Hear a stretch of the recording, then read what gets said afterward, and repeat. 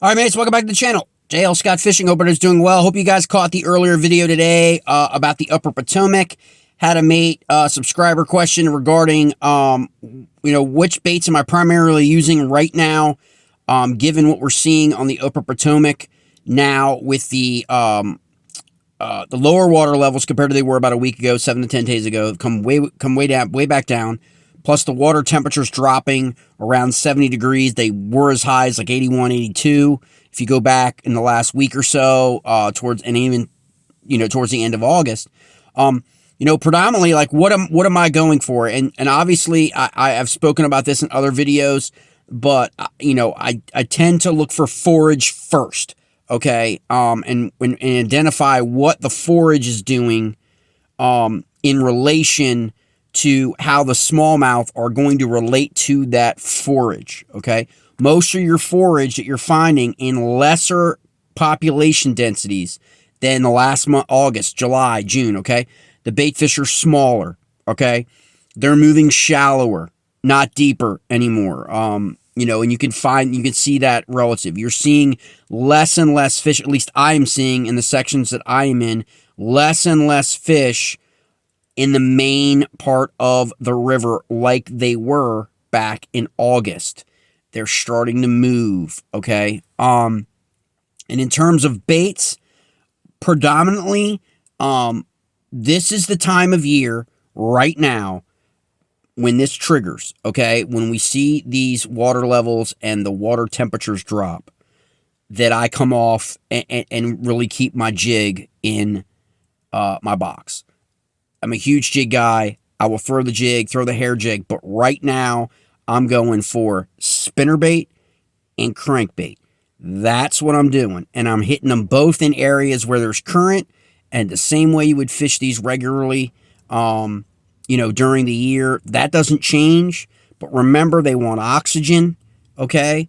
And all this stuff changes with these water temperatures, okay? In its relation to oxygen in the water column, okay? Compared to when the water temps are 80 to 85 degrees, right? Everything is relative. Like I say, everything relates to science. And so as far as spinnerbaits, and that's what I'm starting with, okay, right now for fall transition, okay? And I know a lot of people are like, spinnerbaits, like, yeah, and people get in their head that spinnerbaits are a springtime bait, but for the same reasons why you would throw spinnerbait in colder water, is the same exact reason why on an impoundment or a reservoir in the south, right? It's the same reason why you want to throw a spinnerbait right now in the river, okay, as these water temperatures come down. Now, usually I prefer a spinnerbait when water level is rising, but this becomes the exception during this transition period. So 2 spinnerbaits I always carry. I always make sure I have backups for, because I know a lot of people are like, okay, show it, because I show a lot of jigs and I show a lot of crankbaits. 2 spinnerbaits. Start out with, obviously, I really, really love my forage spinnerbaits, okay, that are going to mimic, all right, the forage inside my river systems, okay? Small, compact, offset spinnerbaits, okay, willow blades. See how much smaller this is? This is suitable for smallmouth, okay? Too many people, okay, come on the river and bring those giant spinnerbaits that they throw on a lake or an impoundment, and they don't have a high catch rate. They can have a strike rate, but they don't get high hookups, okay? Because that spinnerbait is too big, that gap, okay? And we're talking about enables a smallmouth to get off, okay, and to shake that thing out. A small, compact, okay, spinnerbait is your best bet. Now, the only other option other than the standard spinnerbait that I recommend for folks right now is obviously still the tube spinner, because the smallmouth are going to crush that tube, okay? Anything in moving water, tube spinner, okay? Spinnerbait, tube spinner, those are the 2 go-tos right away, okay? Now, I'll show you the setup too. I've shown you the spinnerbait a few times. I absolutely love this spinnerbait. It's not really right now going to be my go-to because the water is actually a little clear. And I use this spinnerbait pattern for the dirty water. Okay. Same subcompact willow blades. Okay. But here's a, it's not, everybody uses this. Okay. But that I know, that I show this to, and people go on and continue to use it. So I'm assuming it's a popular kind of like hack. And I like to do that to my spinners. Okay. Because I can put that on a swivel. And I know a lot of people will come at me and be like, oh, that's just going to cause the spinnerbait to, to roll over and all that. You don't want to use the swivel. Okay. Again, fishing is all about comfort level. And the reality of it is, if you're fishing rivers and you're fishing current, that spinnerbait is rolling anyway. Okay. In the current. It just is. Okay. And so I can understand why people may want to, push back on the swivel to a spinnerbait in, say, calm water lake or impoundment or reservoir.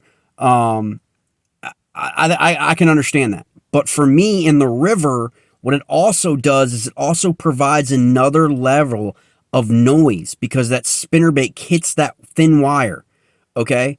It kind of hits that in the water as the current's pushing it with the blades and everything, you're reeling, all of that stuff. It creates an even, a vibrating kind of clatter noise on your spinnerbait that increases that profile presentation, like in terms of like getting that smallmouth's attention. So that's just two spinnerbaits right now that I'm like, you certainly can go right now. I also have a few white spinnerbaits. White and chartreuse are good patterns when the water is clear. They're mainly would be like, we threw those the other day on Little Seneca Lake with success, because they mimic the shad and some of that local forage that are in your impoundments and reservoirs. But they will work on the river as well. If you just want to find that current seam and that offset areas to throw those, and you will be successful right now in that early fall to fall transition, going from that. Check out that video on the crankbaits that I put out about basically working from the outside in with your different depth crankbaits, working from deeper water, 15 to 18 feet, all the way back into your coves or your creeks as you're locating fish.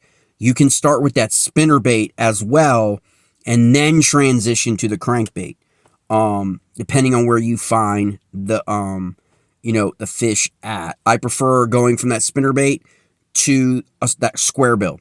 That's what I prefer. It's just my preference. So just a quick little tip there for spinnerbaits right now. Waiting to get a call back. May actually go back out tonight on the Upper Potomac before dark, and kind of get some fishing in again. Because of what we found, and what's happening on the river right now with the bite. And so you want to take advantage of it. I'm sure there'll be a lot more mates out there over the weekend. So you kind of want to get on it when you can get on it, and see what happens. It'd be nice to kind of see that bite differential and see if we see what happens with this early evening to dark to sunset bite on the river right now for the fall. All right, mates.